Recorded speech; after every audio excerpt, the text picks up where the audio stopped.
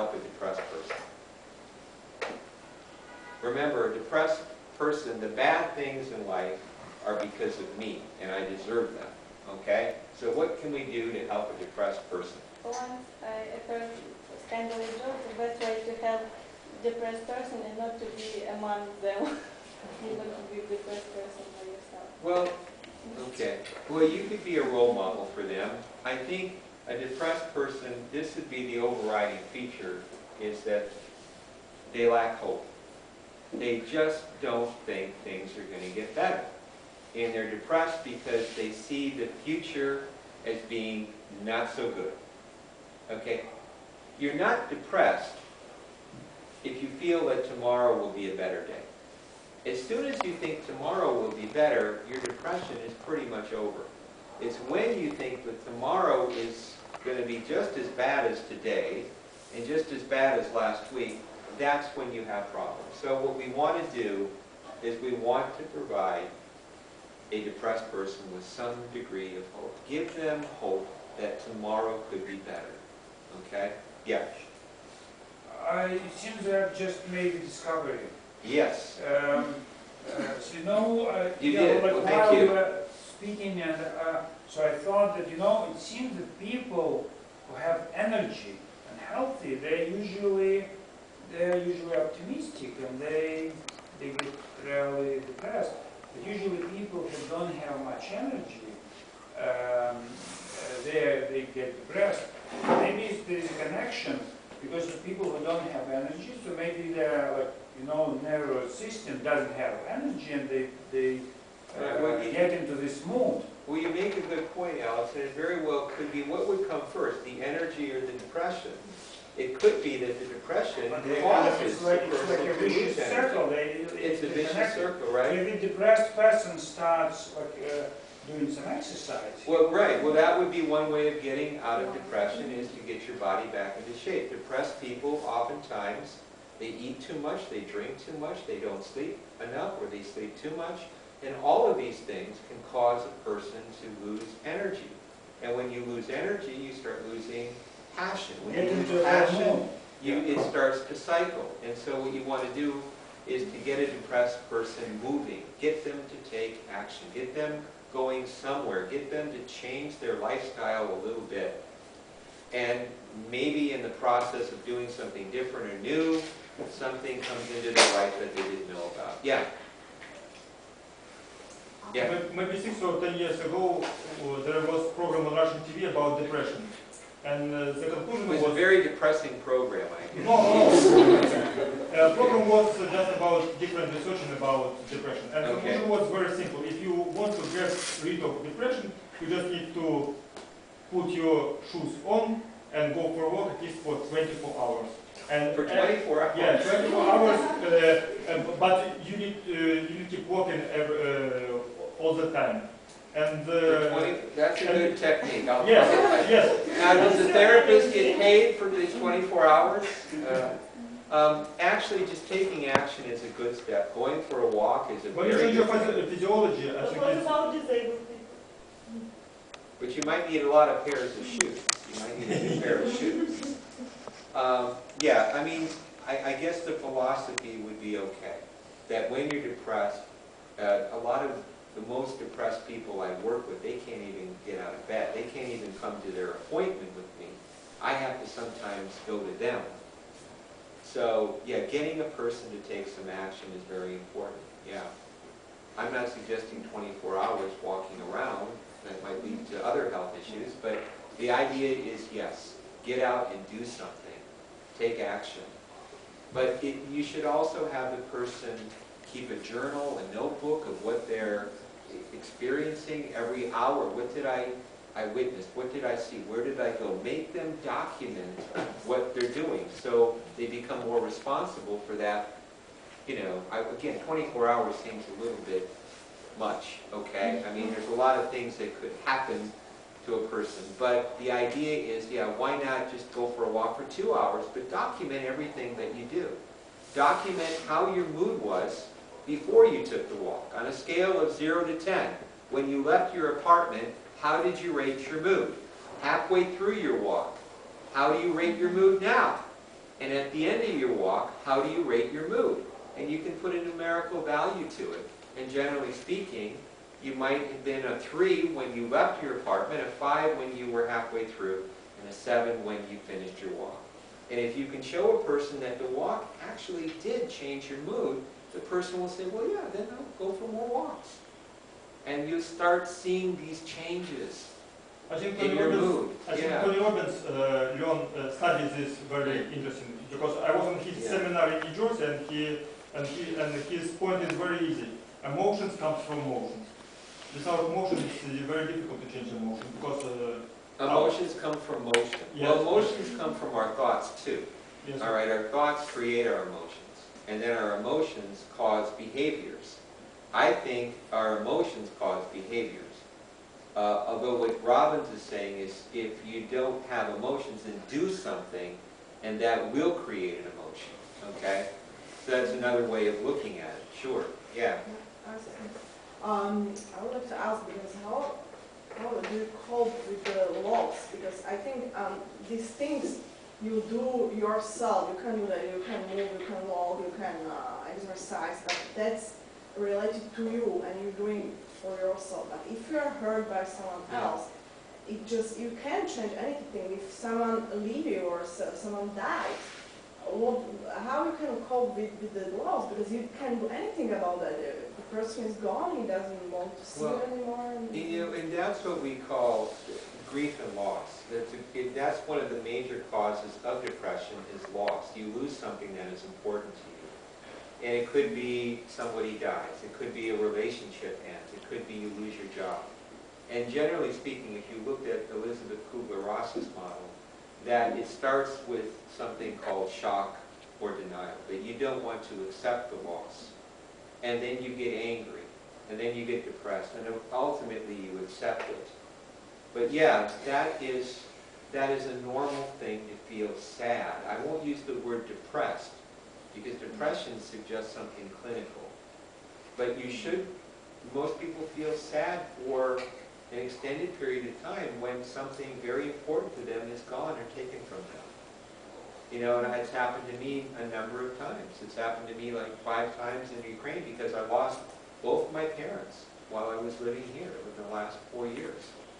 And you go through a period of several days or several weeks where you just don't feel very good. Your mom and dad are gone.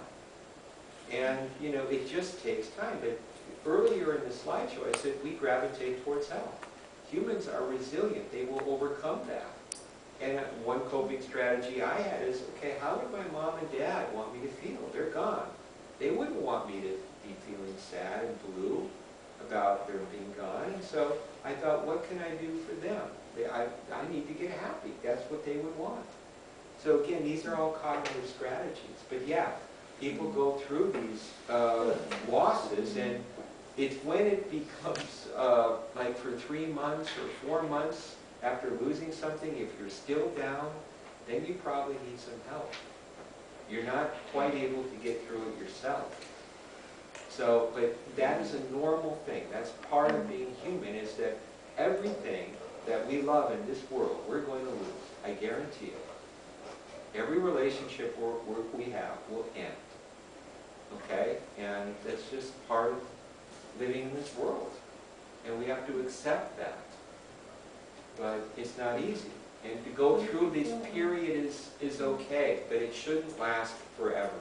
But if you feel like rejected by someone, that to be just, if you say that we have to say what do I want, but if I want to be like with someone, but he rejects me, and then there is like some pain also, but you just can't deal with that you will just exercise, because you feel that a person who is important for you is kind of like say he doesn't die, but well, rejection is hard for certain personality styles, and when we start getting into that, we're going deep into psychology, because some people can handle rejection and some people can't.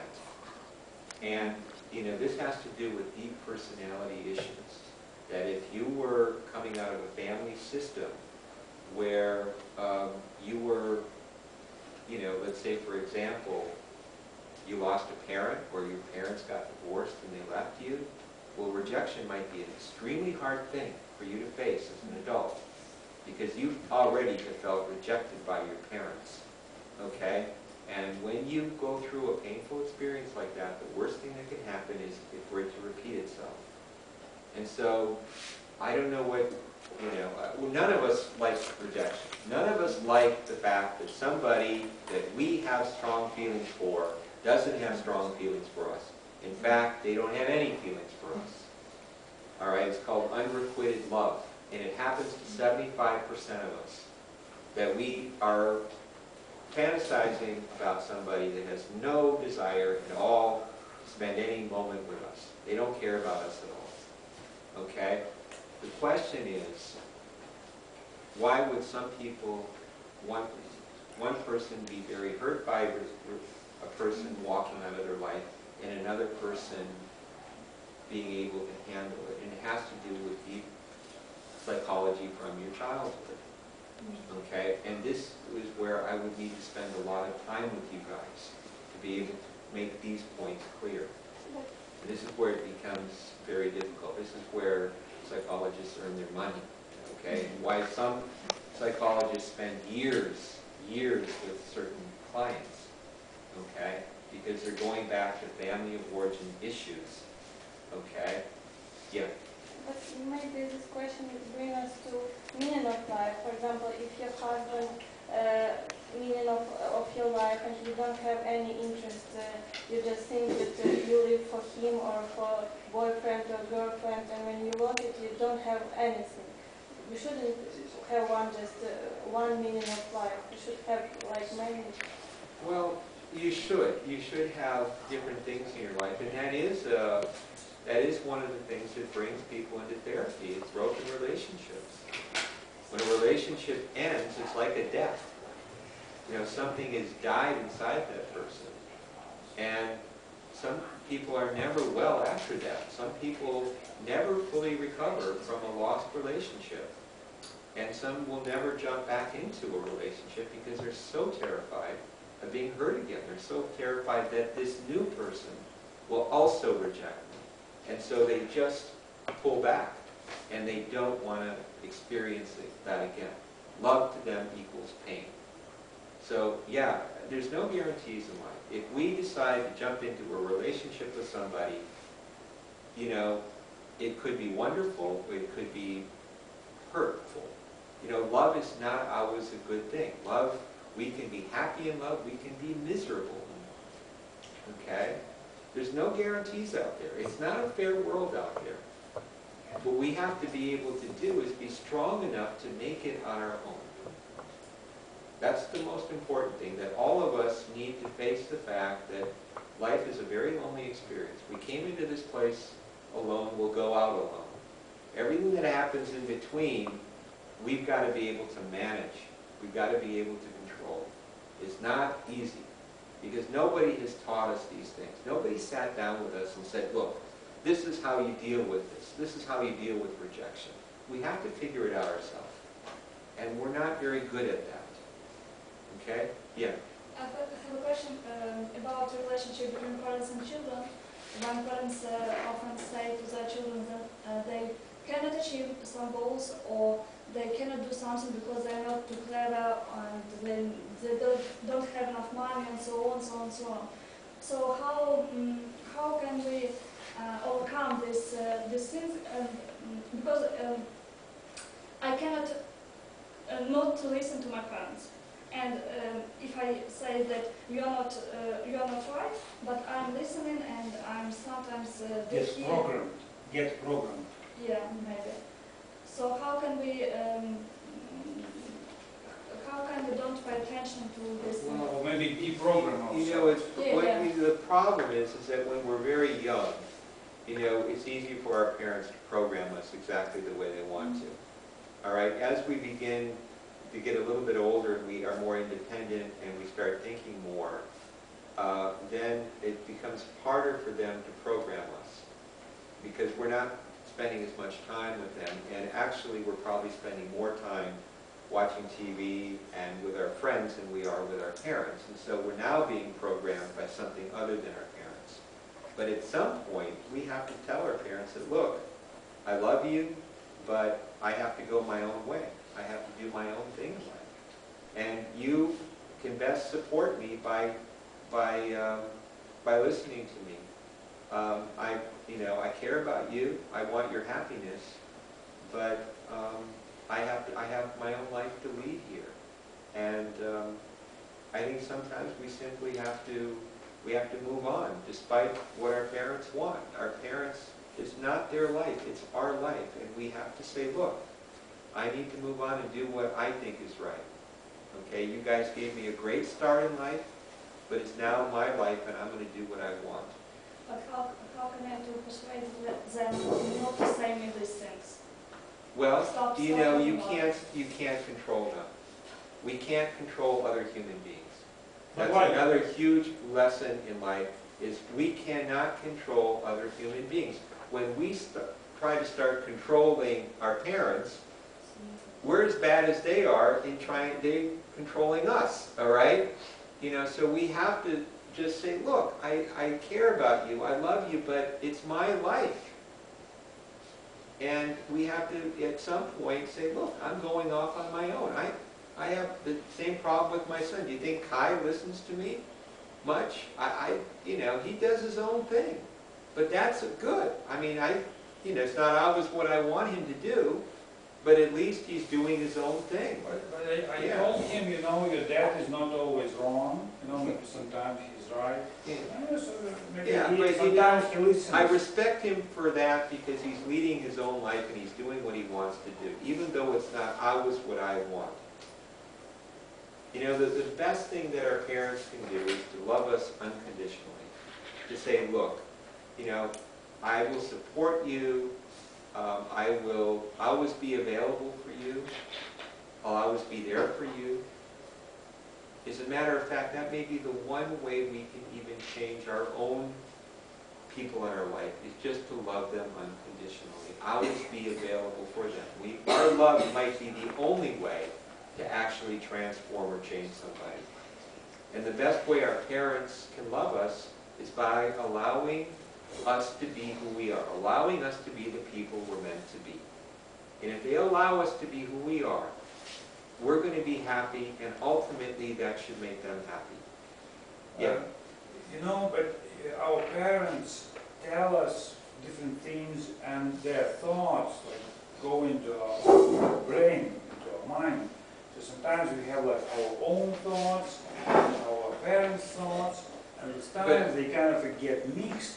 Yeah, they do, that's right. We cannot, We can't separate the two. We can kind of communicate with our parents, and they keep saying something, So these our thoughts, what we want, and their thoughts, expectations, what they want from us, they kind of get mixed, and sometimes we cannot separate, what we really want from what our parents. Well, that's absolutely true, and that's sometimes why we have to break away. We have to go away and go to someplace quiet and just try to figure out this whole thing. Try to figure out what part of this is me and what part of it is them.